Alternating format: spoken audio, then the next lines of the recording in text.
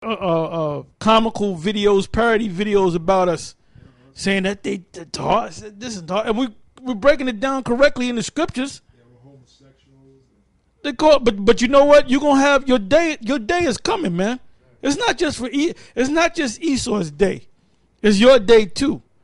You two-thirds. You're gonna get the same punishment that Esau's gonna get. That same reward. Go ahead. You're gonna be like black Edomites. Go ahead. If I say, it says, if I say I will speak thus, behold, I should offend against the generation of thy children. When I thought to know this, it was too painful for me. Yeah, because here it is. You know, we're out there telling you that, you know, we're the Israelites, that we got the kingdom that's coming. But then these people out here, they get offended because they say, well, what about the white men? What about the other nations? Well, mainly the so-called white men. They don't really talk about the other nations too much. They always want to be worried about, what about Esau? You know? And then when we tell them this and they don't listen and they come against us, it's too painful. You know, it's just like damn, man, what's the use of even saying it? That's why Jeremiah even said that look, I'm not going to speak your words no more. You know, you lied to me, you know, and he went away and he said he wasn't going to speak the word of the Most High. But it said that word was burning inside of him, you know. So even though he didn't want to speak the word, he had to, because he's a prophet of the Lord and the Most High is going to make you speak. Right. Look at Jonah.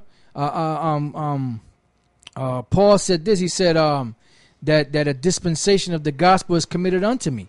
Woe is unto me if I preach not the gospel. You know, so regardless, if you're a man of the Lord, if you're a prophet of the Lord, it don't matter your feelings or how you feel or what situation or condition you may find yourself in. The Most High is going to put the Spirit on you to go out there and teach His word anyway, regardless. You know, just like it did with Jeremiah. You know, so King David is basically saying, look, this is too painful for me. You know, it's almost like you just be like, man, I don't even talk to these people no more. You know? It says, when I thought to notice, it was too painful for me until I went into the sanctuary of the Most High, then understood I their end. So that's the end of Esau and the end of 2/3. It says, and then you know, then you see that, you know, Esau prospering and, you know, and living it up.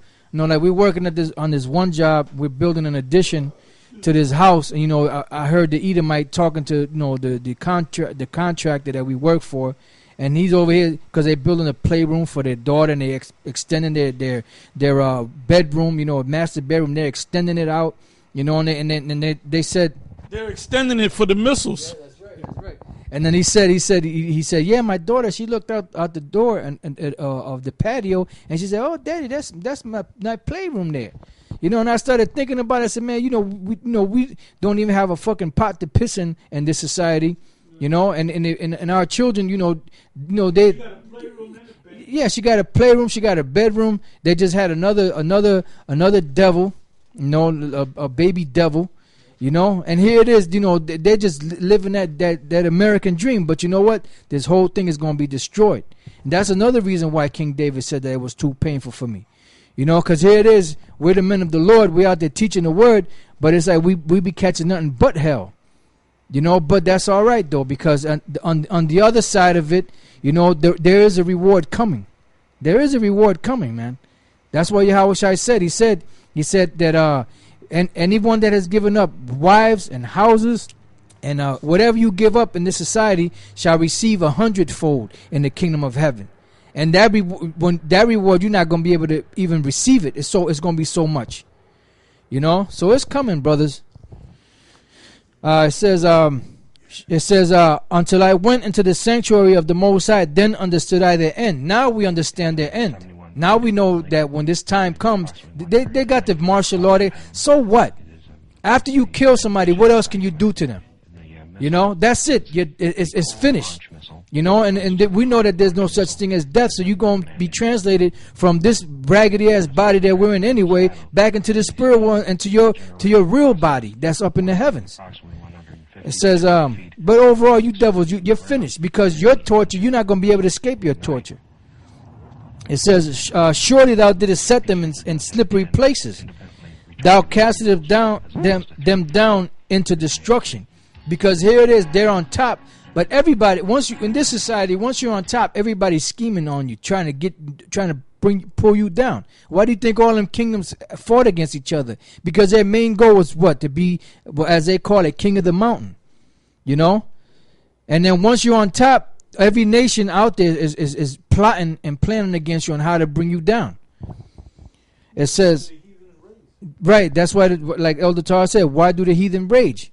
And the people imagine a vain thing. And that's you 2/3 out there. You imagine a vain thing. Because here it is, you think that just because these devils give a good speech, that they're going to be able to continue their kingdom on. And it's not going to continue on. Yeah, Obama is going to save you.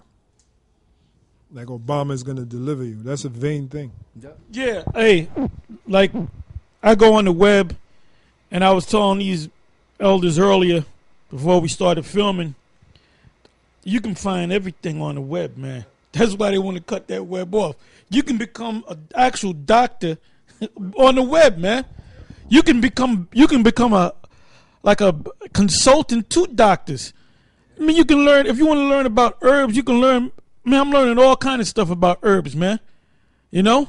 And I found out early this morning that the word cinnamon is actually a Hebrew word. Okay? It's Quana, I forget, I think it's Quana Wamun, something like that. You know, we can easily look it up. It's no big deal. But the word cinnamon is actually a Hebrew word. And I was looking up the different herbs and, you know, the different things to heal yourself in the scriptures, man. You know, those herbs, they're better than what this damn doctor can give you. You know?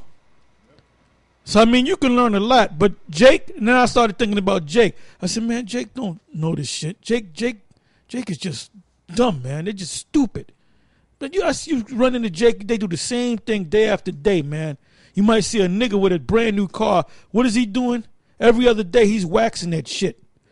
He got the hat tipped to the side, you know, pants sagging, and that's his whole world is in that damn car, man. That's in the ghetto. He might have he ain't got a Maybach. He can't afford a Maybach, but he might have a he might have a 96 Benz, you know, that he, you know, got polished up and shit, and he acts like it's a brand new car. You know? Then you got Negroes in the same place where my demons at. This Jake is in the same fucking park, the same fucking corner, talking the same shit. And they're looking at me like, this guy don't act like he better than us. You damn right I'm better than you. You said you talk the same fucking shit. I see two black women talking, and in my mind I said, I know they're not talking about a cure for AIDS. I know they're not talking about herbs. I know they're not talking about the Illuminati. I know they're not talking about HR 6566. I know they're not talking about the NDAA. I know they're not talking about the fact that the DHS obtained 1.6 billion hollow point bullets. They're not talking about GMOs, man. They ain't saying shit. Go ahead. And you know what? Like during slavery, right? During slavery, it's understandable because they will whip you. Shit in slavery. That same old, like in the movie Roots, like Kunta Kinte, he couldn't fit in because them niggas were slaveized. They were talking their shit. Yeah, I told Bessie, you get that mule out. They talking the same shit that they back then that they're talking now. And all these cats that fell off out of the truth, they went right back to church. All these niggas that fall out the truth, if they were a Baptist, they go right back to being Baptists. Then they ask the congregation to forgive them. Forgive me, I was in this cult, you know? And like these clowns that are slowly falling off of from Comfy, right? They at one point they were in college, right?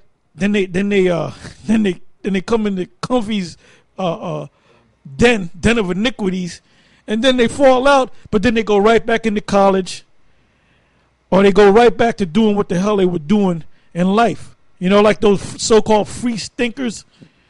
You know, there were niggas in the world, then they came into the so-called truth, which wasn't even in the truth. All right, they were in some cheap replica of the truth, because that damn sure ain't the truth what Comfy's teaching you.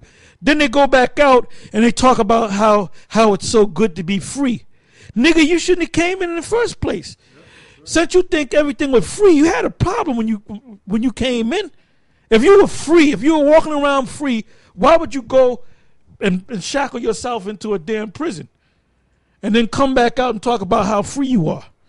You niggas are out of your damn mind.